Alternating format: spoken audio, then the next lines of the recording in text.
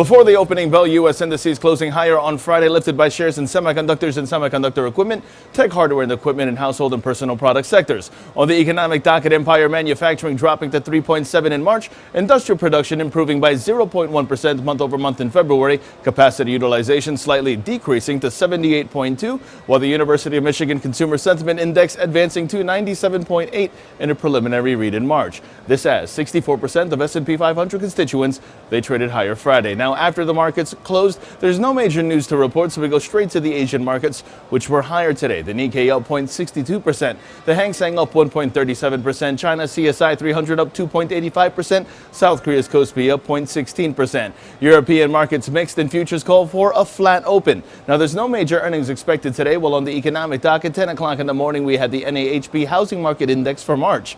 Taking a look at the markets, the S&P 500 is where we begin. That's facing towards a fresh 2019 high while remaining in focus. A support base at 2823 has formed and allowed for a temporary stabilization.